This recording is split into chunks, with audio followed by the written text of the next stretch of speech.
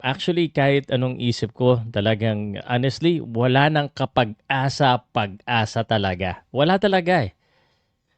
Wala eh. Pero kung makikinig ka sa akin hanggang sa dulo, sabihin ko sa inyo kung anong pwedeng gawin para magkaroon ng pag-asa. Ayan, pag-usapan natin yan. After this quick intro, pindutin ko lang to. Powcast Sports.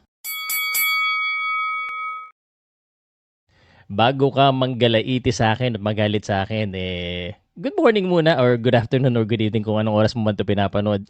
January 3, 2026 ngayon. At ang sinasagot ko po na tanong, hindi po yung nasa baba. Kasi may unang nagtanong sa akin, kung may pag-asa daw po ba na bumalik si Manny Pacquiao, si John Joel Casimero sa MP Promotion. Sa tingin ko, ito ang sagot, walang pag-asa. At may pag-asa po ba siyang makakalaban si Naoya Inoue? Sasagutin ko na rin agad Siguro 99% na wala. Honestly, yun ang nakikita ko kasi sino ba naman yung laging kalaban ni Naoya Inoue?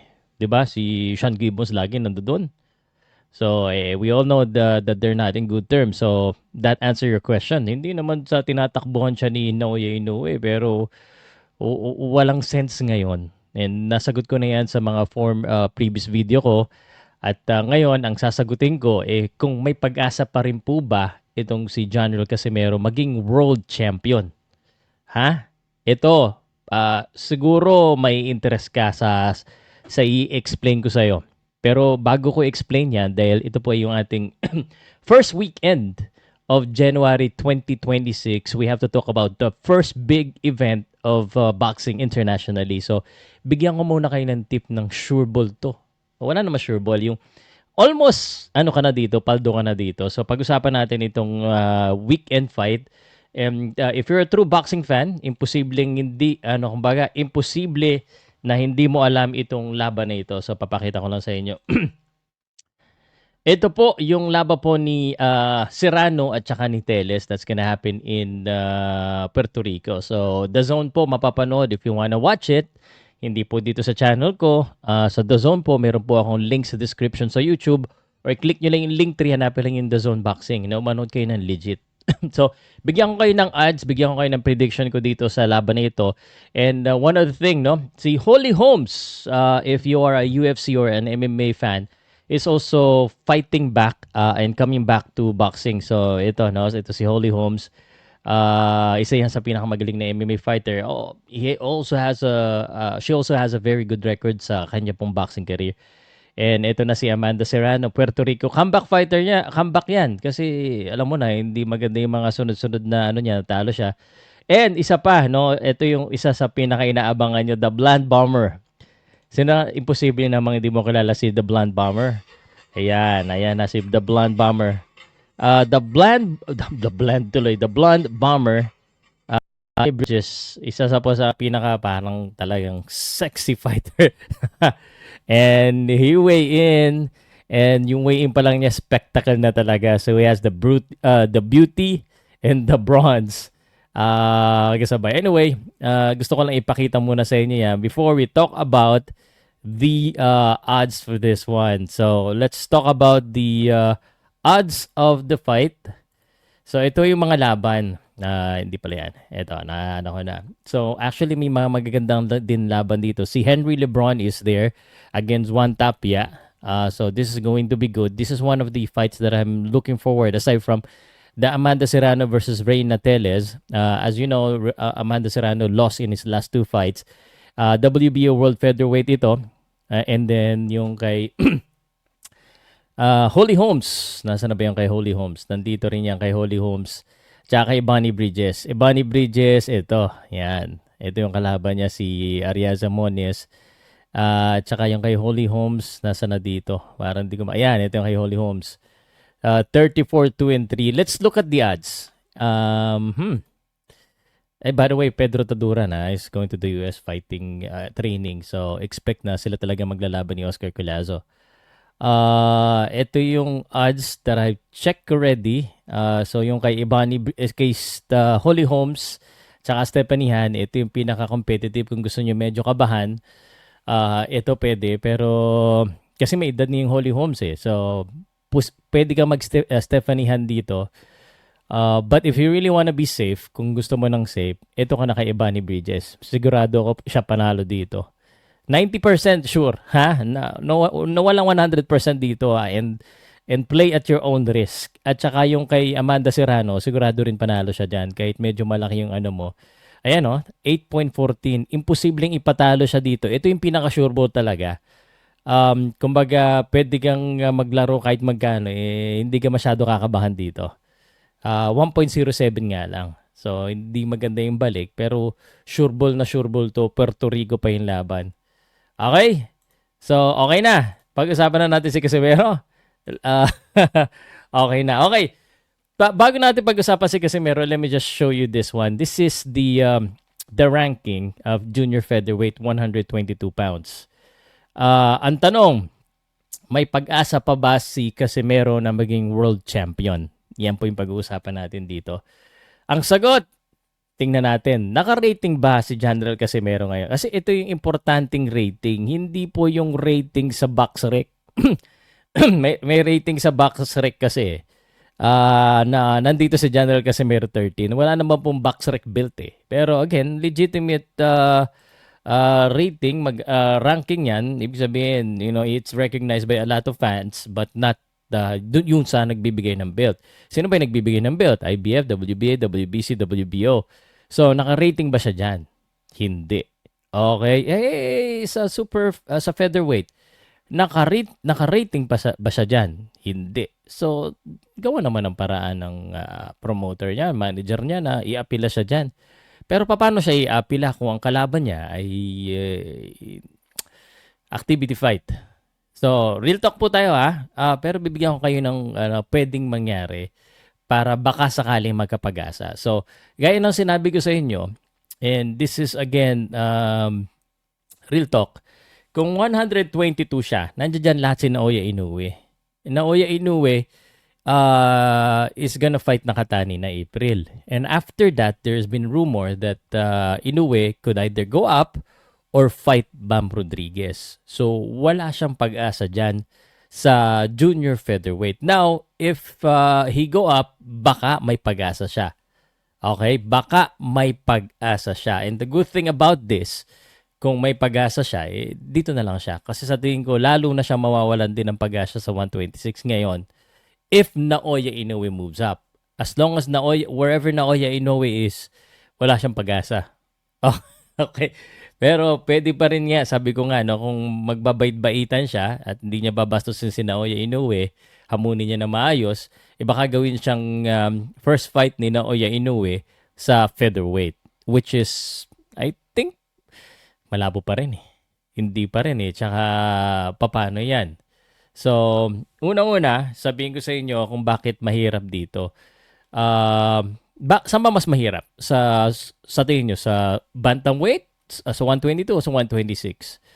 Actually, almost impossible dito sa featherweight na maging world champion siya eh. Not because dinidiscount ko na magaling siya. It's because, tingnan mo yung kalaban niya. Angelo Leo, Bruce Carrington, Rafael Espinosa. Itong Nick Ball baka pwede. Alam mo kung bakit? Angelo Leo, Bruce Carrington, Rafael Espinosa, mga nasa Amerika yan eh. Ang alam ko, wala pa rin US visa eh. May problema pa rin sa US visa itong si General Casimero. So, paano siya lalaban sa world champion? Yun ang unang tanong. Diba? So, hindi siya makakalaban dyan. So, unless sila ang mag-imbita dito at gumastos ng malaki yung promoter niya para sa kanya, kung gagastosin siya ng promoter niya, ibig sabihin talagang nakakakita pa ng mahabang future yung promoter niya. Pero sa tingin ko, ang tawag dito, yung promoter niya kailangan ng kumubra sa next fight. Kailangan ng kumubra. It's a good thing and a bad thing. Ini-explain ko yun sa inyo mamaya. So, ito yung problema sa 126. Karamihan ng mga ay US base or sa US sa mga laban. Unless Nick Ball sa UK, pwede, pero depende. Depende. Because he still needs to go up in ranking. And I will tell you in a while kung anong dapat gawin. Okay, So sa junior featherweight, yun na nga sinabi ko. Ito yung sa tingin ko mas okay kung umalis diyan si Naoya Inoue, edi apat na belt sa mababangante diyan. Doon na siya lumaban. Kaya nga na sinabi ko, kalimutan niya na si Inoue, maghanap na siya ng bagong target na makalaban. Okay, sa super bantamweight na sa tingin ko doon siya mas malakas. Okay? Kaysa naman sa featherweight, mas mahirap. Pero although siguro dahil wala talaga pa siya sa 100% peak form, baka ganon. So, eto na, explain ko na sa inyo. Paano siya posibleng makabalik? Ang dapat mangyari, ito po, yung Luis Neri. Kasi yung Neri rated. So, sa Luis Neri rated sa WBO sa 122. Saan pa ba? Meron pa ba dito? Swerte niya. Tsaka sa WBA, rated din ito sa super featherweight. So dalawang sanctioning bodies, dalawang division. Buti pa to si Luis Neri. Ano bang ginawa ni Luis Neri para ma-rate? Checking ko nga. Sino ba yung kinalaban ni Luis Neri? Tingnan natin ha. Luis Neri. 37 and nakadalawang panalo kay Kinusuke Kameda na ayun, kung naipanalo niya kay Kinusuke Kameda, baka pwede pa siyang ma-rate. At ito po kay sa art yung sa Kazakhstan. So dalawang magkasunod eh. Yun ang problema ni Janrel Casimero ngayon. Hindi siya naka-rating. And ang problema ngayon how his promoter is gonna convince Neri to fight Janrel Casimero. So, Janrel Casimero kasi natalo sa isang 4-star fight sana. This would have been big. And yun ang problema. So, at least nanalo siya dito sa 1-star fight kay Tomi Sokoshi. So, that means, ito honesty, siguro dalawang laban pa ang kakailanganin ni Casimero para mapunta doon. And it cannot be just an activity fight or a tune-up fight. Kaya inaasar si Casimero na tune-up king kasi po yung mga nakalaban niya po ay hindi talaga niya kalibel eh. I mean, in all honesty, hindi niya talaga kalibel yung mga yan. So, kung gusto nyong matupad, lalo na yung mga fans, eto, sana mas naliliwanagan kayo na I'm not hating, I'm just telling the facts, medyo masakit man minsan. But in order for Casimero to really go up on top at ayoko yung may maririnig at least maraming pera. I mean, yung ba yung goal niya talaga? Yan, yan ang goal natin. Ito yung goal ko dito. Hindi ko naman kailangan mag-world champion.